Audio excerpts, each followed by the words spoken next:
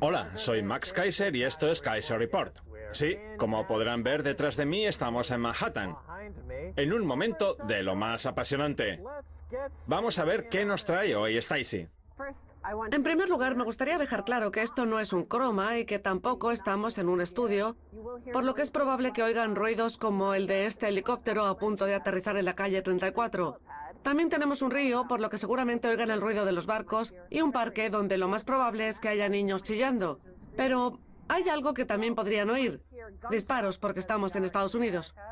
Eso es lo que tiene estar en Nueva York. Esta zona de Long Island está llena de cadáveres de los 60 y 70.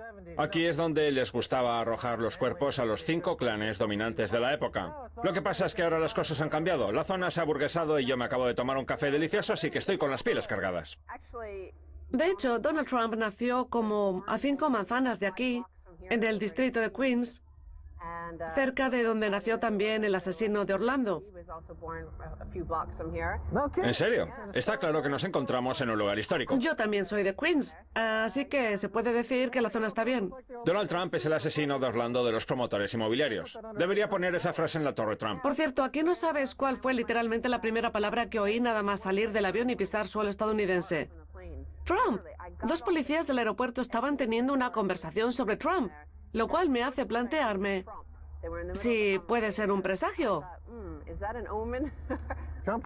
Trump es neoyorquino, al igual que Bernie Sanders. Está claro que este año un neoyorquino, para mejor o peor, alcanzará la Casa Blanca y dejará muchos cadáveres más en el parque. En el episodio de hoy vamos a hablar de la realidad con la que nos hemos encontrado en Estados Unidos en los pocos días que llevamos aquí.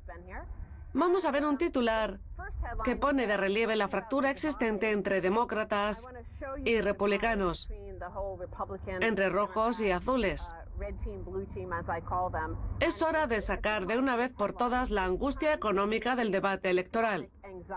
El artículo, escrito por Kevin Drum y publicado en Mother Jones, un medio que podría considerarse progresista y de izquierdas, descarta la idea de que exista cualquier tipo de angustia económica, y para ello hace referencia a una encuesta del Instituto de Investigación Pew. El optimismo de los hispanos parece quedar eclipsado por uno de los discursos dominantes en la campaña presidencial de este año. La angustia económica de los votantes, a pesar de que la economía en casi todos sus parámetros tradicionales ha mejorado claramente desde la llegada de Obama al poder, Donald Trump y en menor medida Bernie Sanders han logrado excavar un pozo de enfado y temor sobre el rumbo económico del país. Pero el enfado se concentra entre los blancos, según la encuesta del Instituto Pew. Muchos votantes pertenecientes a minorías étnicas son mucho más optimistas. Y así el articulista recomienda a los demócratas que se dejen de angustias económicas, porque no las hay. Solo las hay para lo que antes era la clase media blanca. No entiendo en absoluto ese argumento. La angustia económica es directamente proporcional a la violencia y los asesinatos en masa que se están produciendo en Estados Unidos. Unos crímenes cuyo origen se encuentra precisamente en esas desigualdades económicas y ese malestar que se ha extendido de una costa a la otra. Prueba de ello son los más de 100 millones de personas que han dejado de formar parte de la población activa, una cifra récord, o los salarios que llevan congelados desde los años 70. Sí, es verdad que la bolsa sube, pero las ganancias se concentran en una élite muy selecta que participa en una serie de actividades en el extranjero, como conflictos bélicos, que son precisamente los que provocan esas desigualdades económicas y las que dan lugar a esa máquina de generar violencia en la que se ha convertido el país. El problema de la izquierda es que siempre hace oídos sordos a las cuestiones económicas porque no tienen idea de cómo funciona la economía y de cómo interactúan sus componentes. Solo prestan atención a unas pocas cifras que le hacen sentir mejor a la gente, como la media industrial del Dow Jones, lo cual les lleva a pensar que todo va estupendamente sin profundizar más allá de la superficie. En los años 80, cuando vivías aquí, había mucha más violencia que ahora. La cifra de homicidios en Nueva York era de 3.000 al año, mientras que ahora solo se producen 300. El problema es que en los 80 fueron el comienzo de los asesinatos masivos. De los 20 asesinatos masivos más importantes de la historia de Estados Unidos, 3 se produjeron en los 80, algunos más en los 90 y la mayoría en la década del 2000. Mira, si la economía fuera bien, los políticos no tendrían que recurrir a la Asociación Nacional del Rifle para conseguir financiación. Pero como sí que lo hacen, puede decirse que reciben apoyo económico de una organización terrorista. Bueno, pero vamos a hablar de economía. Pero es que la economía no va bien, esa es la razón. Insisto, vamos a volver al tema económico y a analizar lo que dice este articulista de izquierdas de Mother Jones. Luego veremos otro punto de vista más centrista o moderado sobre los datos económicos. Si queremos ir a la raíz de por qué los blancos están angustiados, tenemos que pensar por qué se sienten así. La razón no es económica, sino cultural. No tiene nada que ver con las nóminas, sino con la demografía.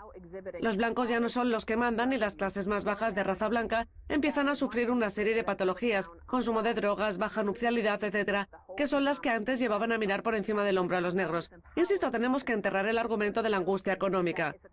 Eso es algo que suelen hacer los partidos que ocupan el poder. Fijarse en la media y achacar todos los problemas a una causa cultural más que económica, cuando seguramente el articulista está escribiendo desde Manhattan, donde el precio de la vivienda sube entre un 10 y un 15% anual, y donde los salarios de la élite más selecta, la de la propiedad intelectual, no dejan de aumentar. Sabemos que la mayoría de los estadounidenses no tienen más de 400 o 500 dólares ahorrados y están al borde de la indigencia. Este es el tipo de argumentos que se generan cuando solo nos fijamos en la media. Si un bar está lleno de gente y el patrimonio de los clientes es de $1000 o incluso menos, Se fijan en la media, no en la mediana. eso es. El caso es este. Imagínate que hay 30 personas en ese bar con un patrimonio medio de $1000 y de repente entra Bill Gates. Seguramente no faltamos a la verdad si decimos que el patrimonio medio de los clientes habrá subido hasta los 150 millones o incluso 1000. Ese será el patrimonio medio de los clientes que están en el bar. Pero eso no quiere decir que la riqueza de los clientes sea comparable con la de Bill Gates. Lo que pasa es que la izquierda solo se fija en la media. Bueno, va mucho más allá de una cuestión de izquierda o derecha. Estados Unidos está tan fracturado que ninguno de los dos lados escucha lo opuesto. Es casi como un partido de máxima rivalidad entre el Liverpool y el Manchester United. Da igual que un equipo haga trampas o cometa muchas faltas. Si lo hace el rival, los aficionados lo critican. Si lo hace su equipo, les parece bien.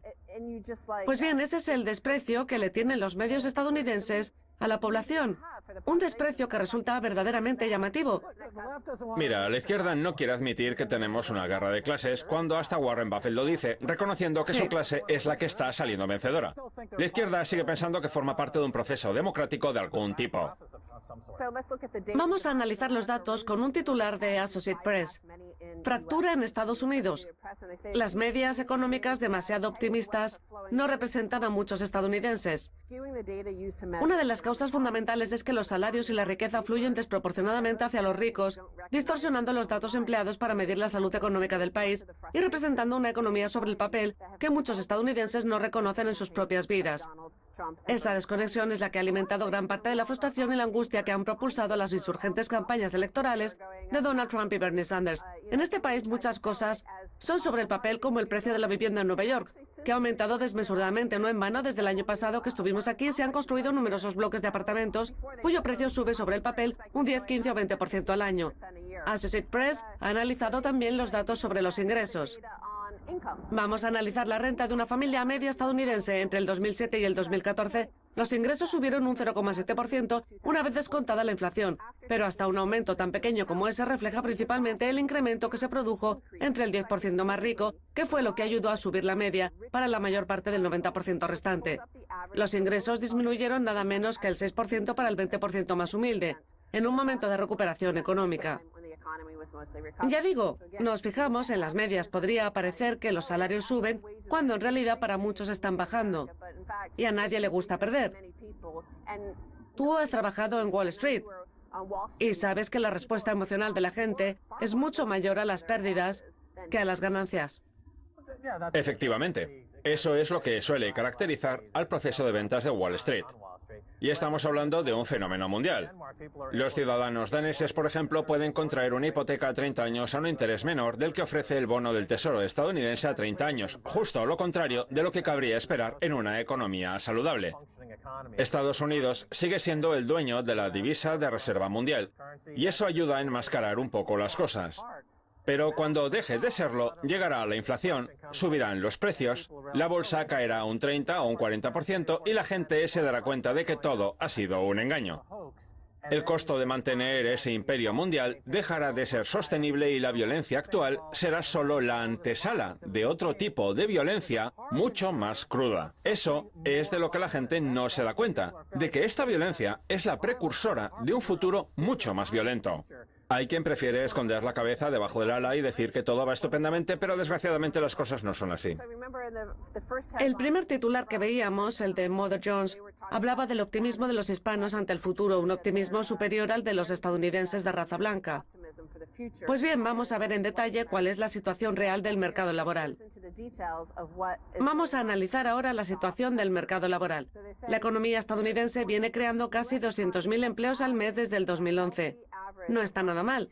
El problema es que la mayoría de esos puestos de trabajo están o muy bien o muy mal remunerados.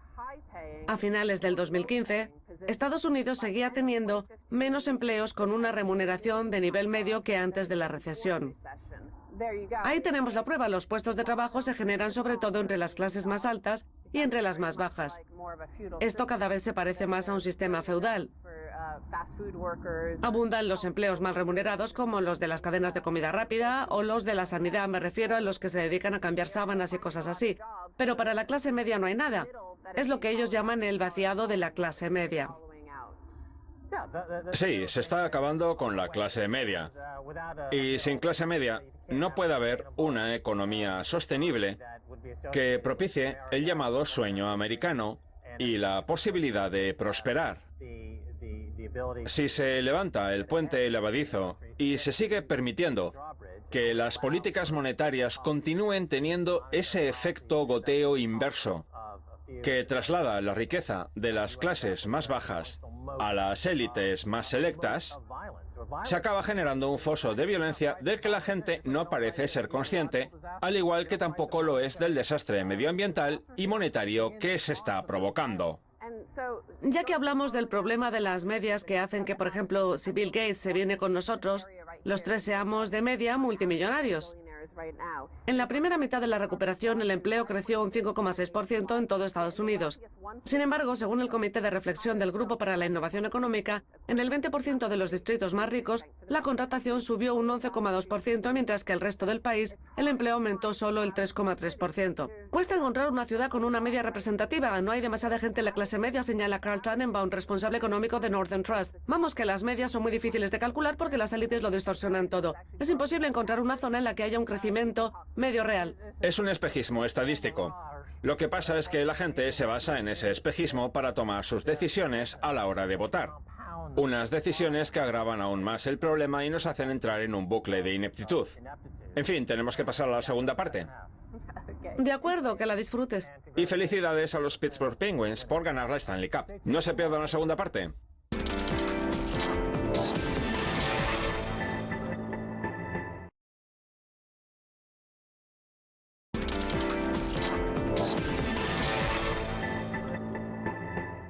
Bienvenidos de nuevo a Kaiser Report. Es hora de hablar con Chris Wallen, escritor, banquero de inversión y analista crediticio. Chris, bienvenido de nuevo. Hola, Max.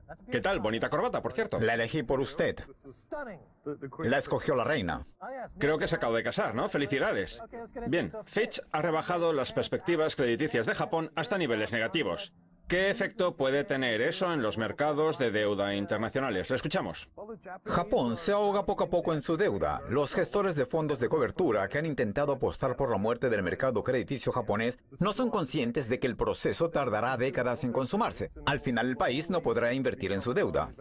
Pero ya han consumido todos los ahorros. No, todavía aún. Ah, ¿no? Aún quedan muchos. Anda. Aunque al final acabarán arrastrándose por las calles antes de suicidarse. Se trata de un incumplimiento a cámara lenta, por lo que esto no va a suceder en un futuro próximo. Japón ha sido la fuente de dinero barato para la estafa Ponzi mundial. ¿Seguirá siéndolo? Japón desempeña un papel fundamental en ella. En más de la mitad del mundo, los intereses están en niveles negativos. Los bancos centrales dicen que eso nos ayuda, pero a mí me parece una quimioterapia para los países más endeudados. Sí, lo normal es que los intereses negativos tengan un límite a partir del cual no puedan bajar más. Como analista crediticio, ¿cree usted que existe ese límite? ¿Y dónde cree que está? ¿Cómo lo incluye usted en sus cálculos? Max, tras la Segunda Guerra Mundial conseguimos una alta rentabilidad libre de riesgo y ahora hay que devolverla. Eso pasa. Entiendo. Los jubilados y los ahorristas están bajo amenaza porque la estructura que utilizábamos para planear nuestro futuro ya no importa en un mundo de intereses negativos. Hay incluso quien se pregunta si merece la pena seguir cobrándole impuestos a la gente estando los intereses en esos niveles. Nos encontramos, Max, en una crisis de ideas y de liderazgo. Los líderes políticos, al igual que los de los años 20, han tirado la toalla y ahora no saben qué hacer, Max. Como analista crediticio sabrá que el valor del dinero es el interés que ofrece. Sí, Si ofrece el 0%, o rentabilidad negativa. eso significa que no vale nada. Exacto, Y si el interés es negativo, su valor está por debajo de 0. efectivamente. Un entorno de intereses negativos implica liquidarlo todo, consumir el capital y dejar de construir. Una forma brillante de explicarlo, sí señor. Me ha encantado, Chris. Déjeme que abunde en la idea. Se la cedo. Ahora que estamos en un entorno de intereses negativos, hay decenas de billones de dólares de deuda soberana con rentabilidad negativa, lo que significa que se están liquidando las ganancias de la era posterior a la Segunda Guerra Mundial. Exacto. Y esa era estaba dominada por el gobierno que se encontraba en lo más alto de la escalera crediticia. Fíjese, por ejemplo, en China.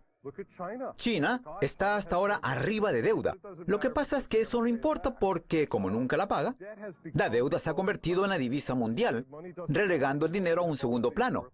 Lo único que mantiene vivo al sistema es la tendencia de la gente a utilizar dólares, yenes y otras divisas como forma de intercambio diario. Pero las divisas ya no suponen una fuente de almacenamiento de valor. De ahí que estén apareciendo todas estas divisas alternativas, entre ellas el Bitcoin, su favorita. De hecho, el banco de Tokyo Mitsubishi tiene previsto lanzar su propia divisa el año que viene. Sí, hay un montón de gente interesada en adentrarse en el negocio de la cadena de bloques. Vamos a ver un tuit que escribió usted hace poco. Las últimas decisiones del BCE ponen de manifiesto la futilidad de los intereses negativos. Los intereses bajos son deflacionistas, no un remedio a la deflación. Demuestran que somos seres irracionales. Eso es justo lo que llevo diciendo yo en este programa desde hace por lo menos 4 años. Que los intereses bajos son deflacionistas y provocan la deflación contra la que dicen luchar. Sí. Me encanta que una persona de su prestigio, un verdadero peso pesado del sector crediticio, comparta mi punto de vista. Háblenos al respecto. Adam Smith hablaba de la gran rueda de la circulación que nunca debe dejar de moverse. Pues bien, los intereses negativos retiran ingresos del sistema de los ahorristas y de cualquier persona que quiera tener un activo financiero, como un seguro, en su poder. Todo eso está bajo amenaza. Yo siempre he dicho en Twitter que los intereses negativos y la flexibilización cuantitativa provocan la deflación que dicen combatir. Sí. ¿Por qué la gente reacciona mal? Entre los economistas existe una visión sesgada, la variante socialista del neokeynesianismo, que consiste en adelantar las ventas del futuro al momento actual. Alfred Sloan, presidente de General Motors, adelantó las ventas a la actualidad mediante la financiación. Es una perfecta metáfora de Estados Unidos. General Motors inventó las reservas de compra con pago anticipado y así logró superar a Ford. Eso es, cuando la población estadounidense crecía a un ritmo del 2% anual, un crecimiento que arrancó tras la Segunda Guerra Mundial y que prosiguió durante décadas, era fácil crecer. Bastaba con endeudarse y gastar. En cambio, hoy la población crece al 0,5% anual, porque la demanda es mucho menor y por tanto crecer cuesta más. La vieja receta ya no funciona. El problema es que todos los economistas y banqueros centrales son partidarios de la misma doctrina. Ya no hay defensores del libre mercado y nadie habla de inversión. Solo se limiten a adelantar la demanda al momento actual para conseguir una gratificación inmediata. Lo que pasa es que el modelo ya no da para más. ¿Sería justo decir que las políticas de la Reserva Federal y de otros bancos centrales están equivocadas? Sí. ¿Qué políticas deberían poner en marcha? Subir los intereses hasta niveles, entre comillas, normales, del 2 o 3% en Estados Unidos. Agarrar el toro por los cuernos. Y reestructurar la deuda para que vuelva a haber ingresos en el sistema. Así las abuelas podrán gastarse dinero en sus nietos porque cuando se les quita dinero a los ahorristas, también se perjudica el resto. Los bancos son ahorristas, las empresas también. Y Si se les dice que su dinero no vale nada, entonces necesitan tener más. Y los seguros necesitan unos intereses del 6 o el 7% para abonar los partes. Sí. El escenario de intereses al 0% empezó hace 10 o 15 años cuando había un montón de bonos a ese plazo. Pues bien, ahora que los bonos llegan a su vencimiento, cuando se quiere reinvertir ese dinero, la rentabilidad es cero, lo cual hace que no puedan pagarse las pensiones. ¿No cree que si no se pueden pagar las pensiones, los intereses cero son un problema? Sí, pero conviene recordar que los economistas viven en un mundo de sueños. Creen que conceptos teóricos como las cifras negativas son válidos a la hora de hablar del mundo real, cuando no lo es. Las cifras negativas no son cifras de verdad. Por tanto, cuando ellas determinan las políticas que se ponen en marcha, pasan las cosas raras que están pasando ahora. El interés del bono soberano alemán a 10 años está por debajo del cero. Otro excelente argumento, Chris. Nosotros hemos criticado en numerosas ocasiones a los economistas por vivir en un mundo de fantasía académica que nada tiene que ver con el mundo real. Y su facilidad para hablar de cosas como intereses negativos así lo demuestra. Bueno, el concepto como tal tiene sentido.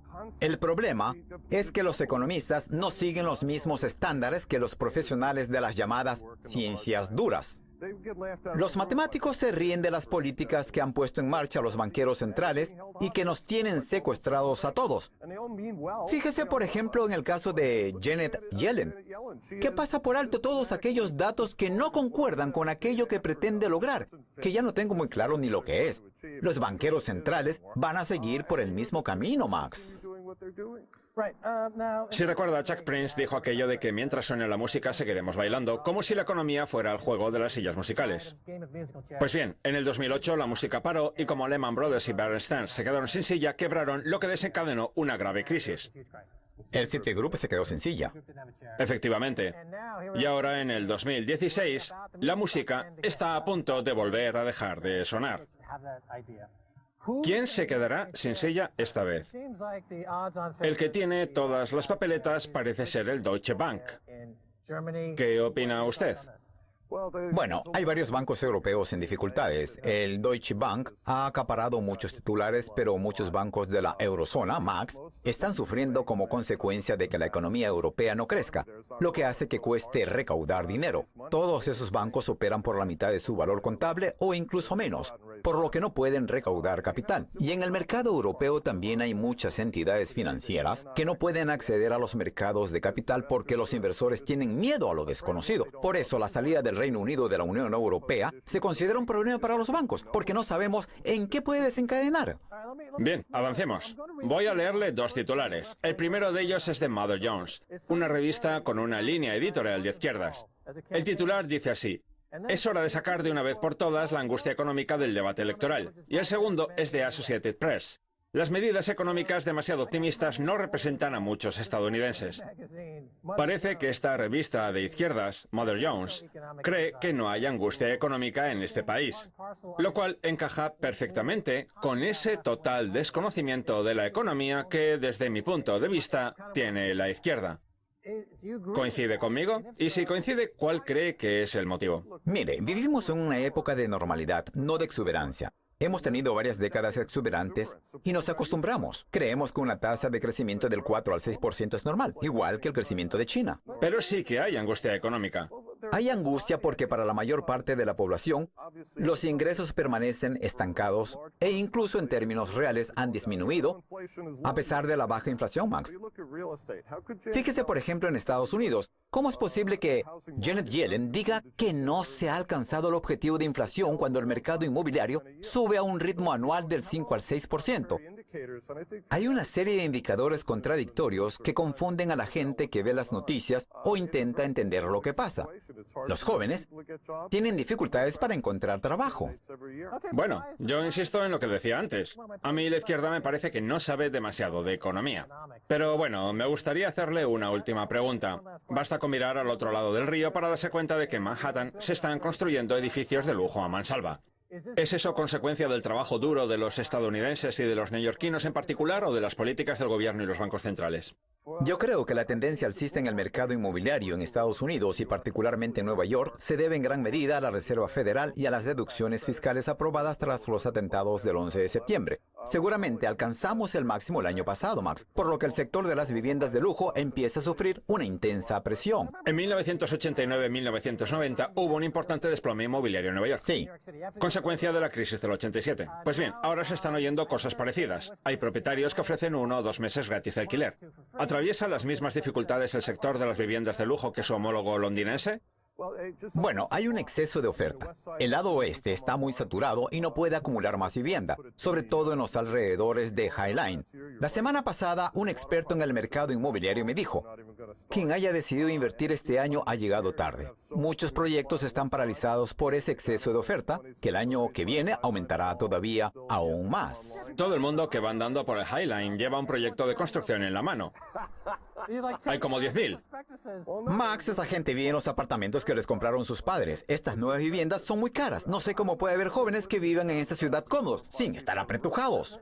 Pues pidiéndole dinero al banco de papá y mamá. El problema es que sus pensiones se están agotando. Como dice el refrán, uno se va arruinando poco a poco hasta que se arruina por completo.